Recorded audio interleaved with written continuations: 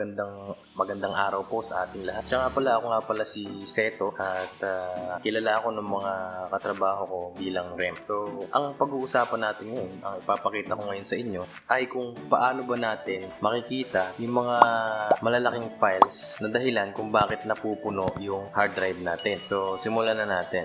Meron akong isang software na gagamitin. Medyo luma na itong software na to. Libre lang siya, pero napaka-useful niya pagdating sa mga ganitong pangyayari. Kasi may time na nagbura ka na ng nagbura, hindi mo pa rin makita kung ano ba yung dahilan, kung bakit ang laki pa rin ng space na nagamit mo.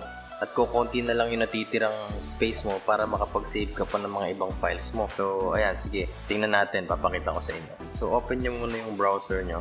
Okay? Pag open nyo ng browser nyo, i-search na lang yung space sniffer.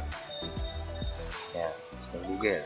So, ayan. So, lalabas po yan. Dito po tayo magda-download sa fosshub.com. So, i-click lang po natin yan. Ayan po. Maglo-loading siya. Then, i-scroll down lang po natin. Ayan. Para mabasa nyo pa. Basahin nyo na lang dyan kung ano pa yung mga information tungkol sa kanya. So, ayan. Balik tayo sa taas para ma-download na natin siya. So, i-click nyo lang po ito. Download Space Sniffer Windows Portable. Click natin yan.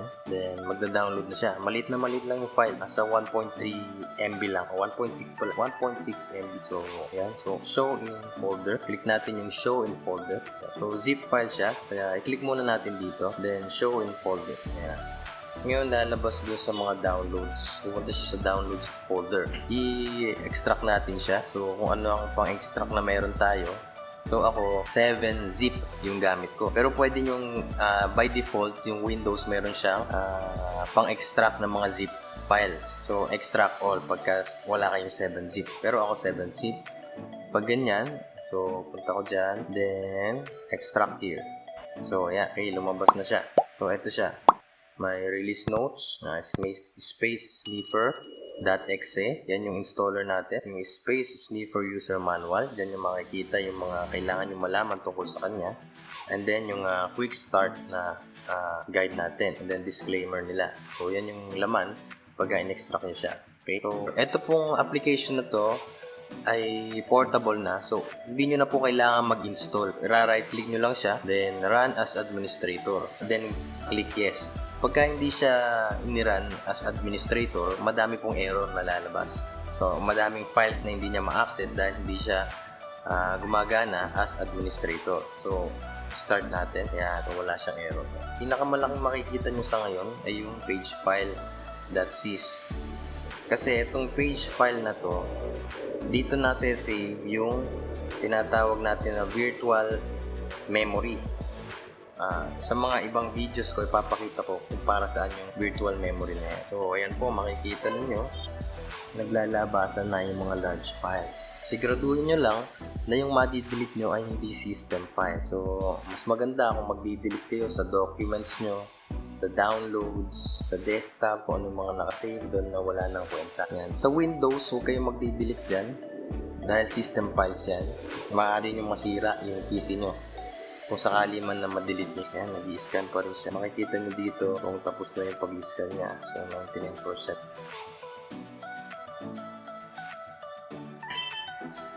Yan. So, ibig sabihin, tapos na siya. Pwede na kayong mag-delete. Ready na kayong mag-delete. So, makikita nyo, ito yung drive C natin na may 105 gigabytes na total ng used space. So, ito yung breakdown niya sa baba. Sa user, ito yung pinakamalaki. So, user, ako po yun, yung pinaka-user niya. So, makikita nyo, Samuel B.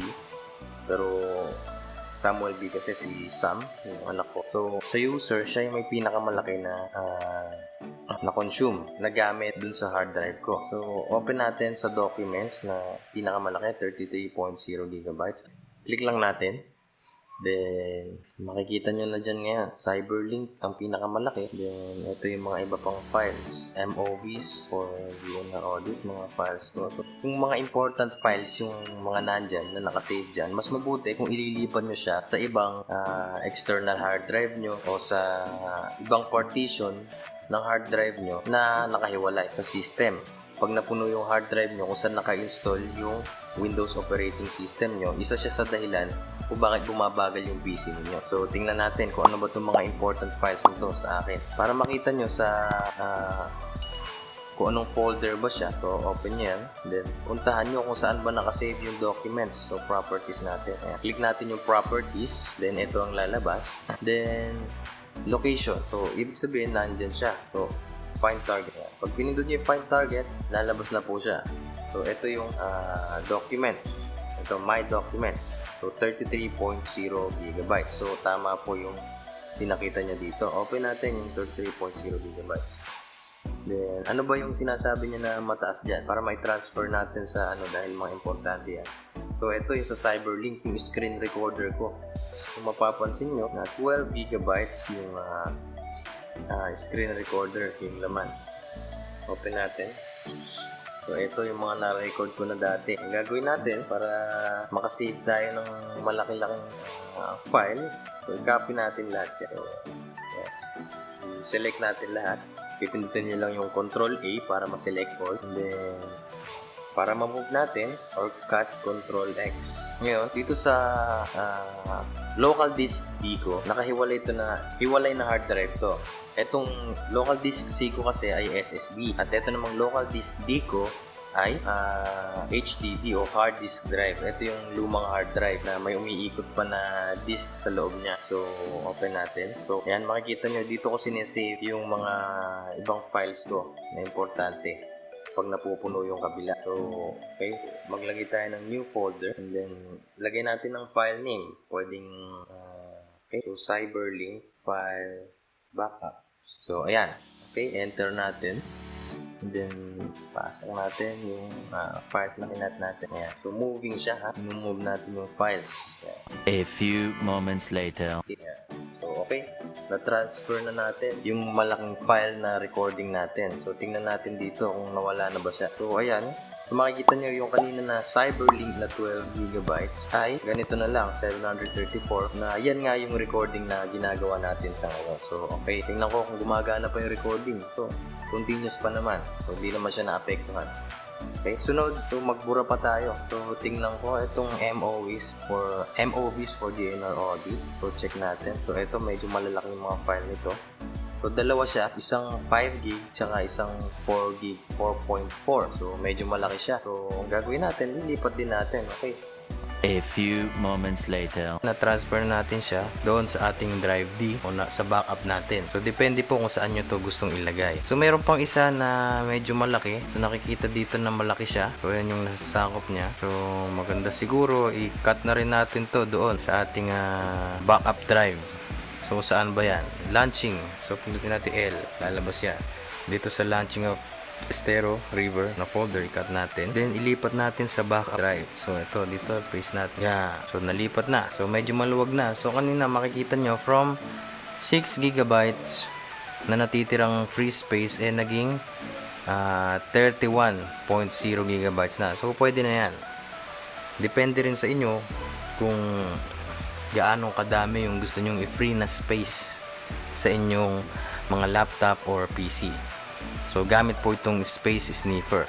So, mag-iingat lang po kayo kasi baka mamaya may ma-delete kayo na important na system file, maaring dahilan para hindi gumana yung ibang mga applications ninyo. So, ingat lang po. I-transfer nyo lang po o i-delete nyo lang po yung mga files na sigurado kayo at kilala nyo yung files na yun. So, yun lang po ang ituturo ko sa ngayon. So, kung nagtataka naman po kayo kung bakit ganito ang itsura ng interface ng aking laptop o kung bakit parang napakaluma na, parang pang Windows 98 yata yan. So, mas preferred ko po kasi yan. So, ipapakita ko po ang dahilan sa susunod po na video tutorial na ipapakita ko sa inyo.